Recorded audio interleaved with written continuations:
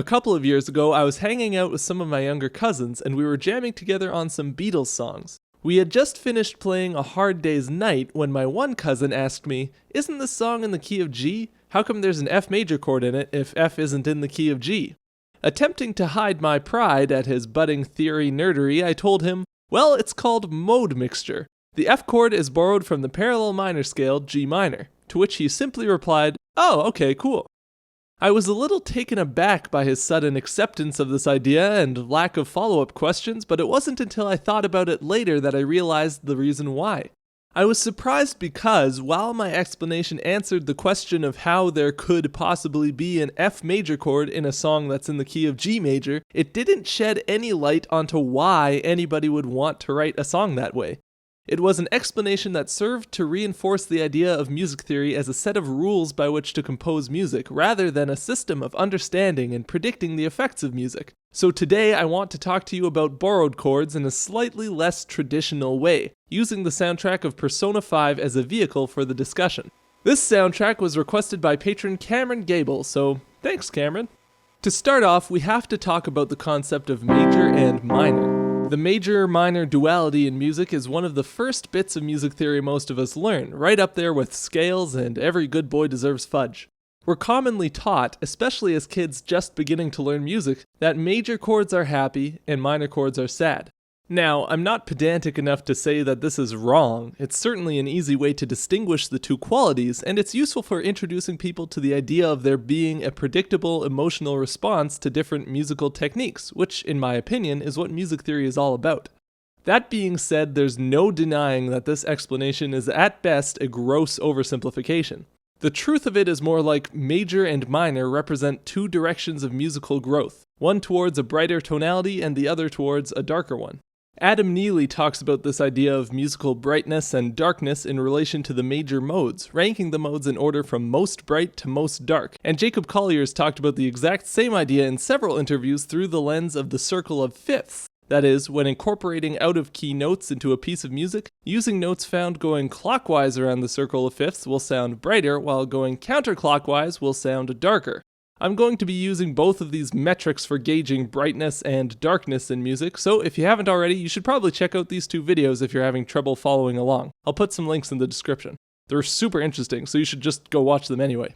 So, to get back to my original point, let's take a look at some of the reasons why you would use this kind of mode mixture in a composition, and the two general directions that mode mixture can take you in. You can find a good example of what I mean by darkness and brightness in the game's main theme, Wake Up, Get Out There. Wake up, get out there. The song starts out very upbeat, and the harmony reflects this with a flat 3-4-1 chord progression in the key of G minor. Using a major 4 chord rather than the minor 4 you'd find naturally in the G minor scale makes use of the E natural note, or raised 6th scale degree of the key. On the ranking of modes, this puts us in the territory of G Dorian, which is slightly brighter than regular old G minor. If thinking on the circle of fifths, this E natural note would be borrowed from the key of D minor, one step clockwise on the circle from G minor, and therefore one step brighter.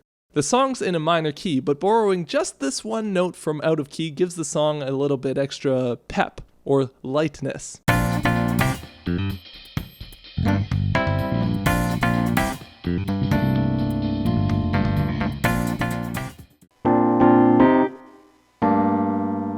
The tune takes an even brighter turn when it borrows the parallel major key's tonic chord G major for the verse. Who am I? Am I not unique? Maybe I'm not here at all. But the fake. Using a major tonic in a minor key, you can't get much brighter than that. At this point in the song, we're at an all-time high, but then the piece takes a turn, with the pre-chorus abruptly hitting us with a D half diminished chord. Oh, it's useless. What could it mean to wake you? What does it all mean? Can we make... This clearly implies the key of C minor, which as we can see is one step darker on the circle of fifths from our home of G minor.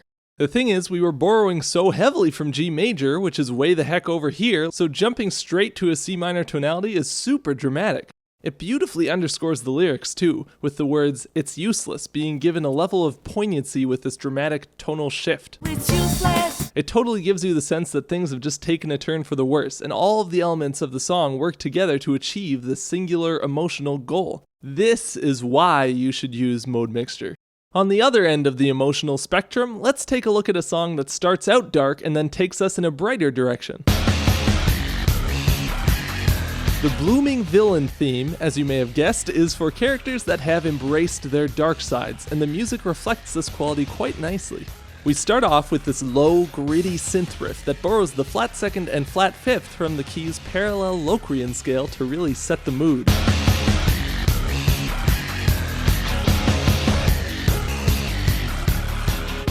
In our home key of C# minor, this flat second and flat fifth would be borrowed from the key of B minor, found 2 steps counterclockwise and therefore darker on the circle of fifths. Thinking modally, the C# Locrian scale from which these notes can be borrowed is 2 modes darker than our default C# minor scale. Notice a pattern yet? Anyways, this oppressive, hopeless feeling keeps up until the C section, where the song bounces back with this energetic riff.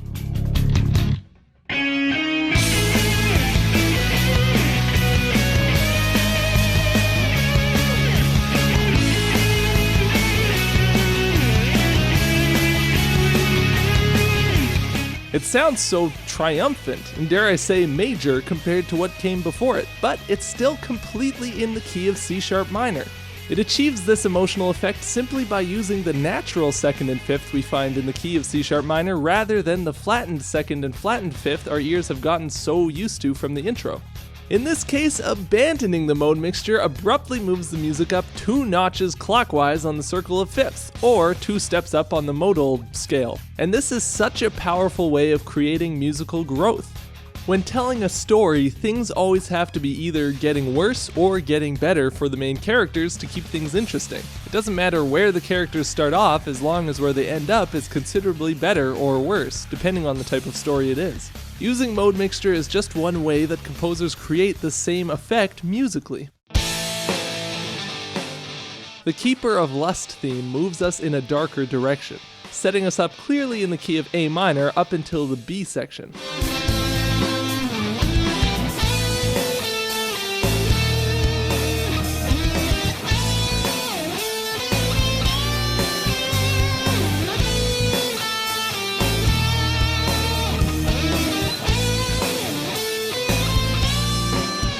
This darker turn is caused by borrowing from the A Locrian scale, found 2 notches darker, or moving 2 notches counterclockwise on the circle of fifths to the key of G minor, as we borrow E flat, B flat, and G minor chords. The contrast is made even more jolting by putting our tonic, A minor, right in between these borrowed chords, as if to showcase just how poorly they fit into our home key. What's also interesting though is that these chords being major adds another wrinkle into the piece. The effect is not just infinite blackness and depression, it's something more akin to a genuine smile from a genuinely evil person. Listen to it again and see what I mean.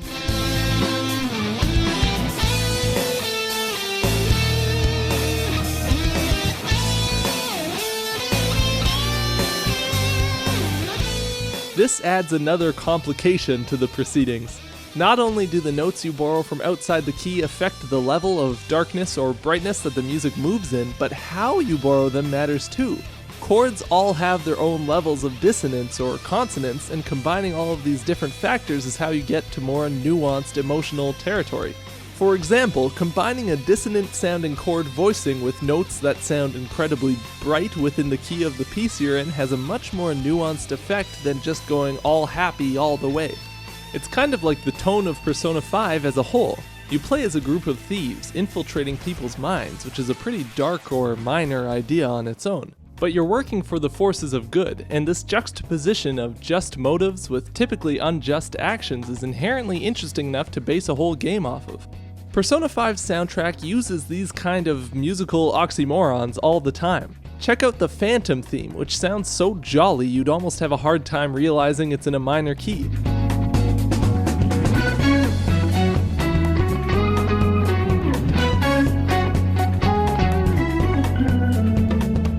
It certainly doesn't sound like how you typically think of what minor music sounds like.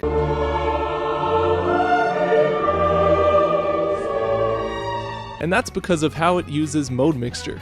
The opening 4 bars immediately take a step brighter than your basic minor sound by incorporating the Dorian raised 6th, or D sharp in our key of F sharp minor, as part of this B7 over F sharp chord.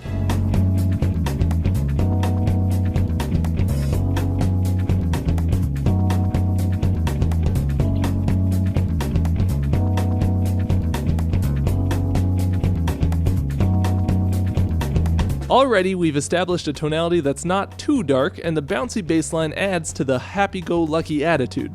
The second section takes us in an even brighter direction by jumping to this D sharp minor 9 chord. D sharp minor, being the relative minor to F sharp major, not only includes the raised 6th of the key, but also the raised 7th and even the major 3rd. This basically gets as close as you can to borrowing the parallel major tonic without actually doing it. Who am I? After this shift, we're gradually taken back to our F sharp Dorian beginnings as we move from a D sharp minor down to a C sharp minor before we go back to our tonic of F sharp minor.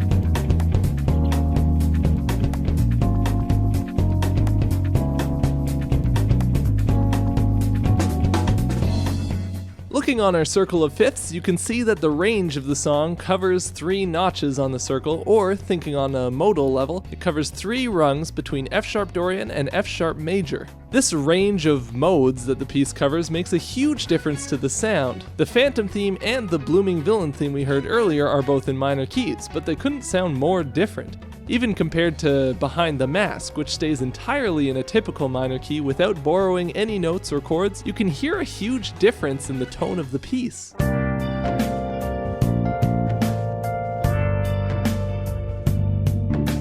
You'll notice that these pieces don't usually move more than 1 or 2 notches above or below the main key, especially not all at once, and there's a good reason for that. We've heard just how dramatic it can be to change even this little, so if a tune tried to jump to the other side of the circle of fifths all of a sudden, it might strain the limits of human comprehension.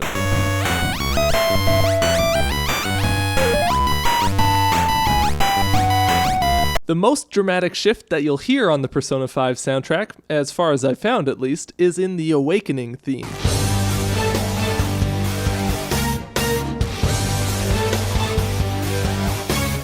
This deliberate juxtaposition of our tonic G minor chord with a B flat minor chord rapidly bounces us back and forth between our home G minor scale and notes from the G Locrian mode, making for an extremely dramatic and dissonant progression.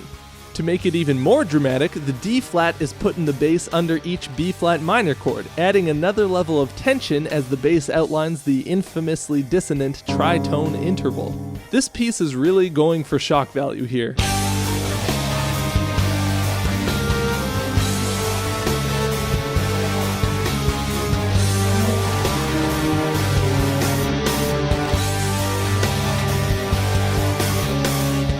Hopefully that sheds some insight onto why you might use mode mixture in a composition, or at the very least was sorta interesting to listen to. If you have any questions or comments about this stuff, leave them in the comments section below or tweet me at 8-Bit Music Theory. If you feel like you would need a better grasp on the basics of music theory to understand what I talked about here, look forward to more tutorial level videos that I plan to be putting out very soon. This next video I'm going to be putting out is going to give a brief overview of what modes are and why you should care, which might clear up some things in this video that might not have necessarily made sense for you. Anyways, if you want to support the channel, you can check out my Patreon page here, or just share my videos with any friends who you think would enjoy them or any enemies who you think would hate them. Thanks so much for watching, and I'll see you guys next time. The real question to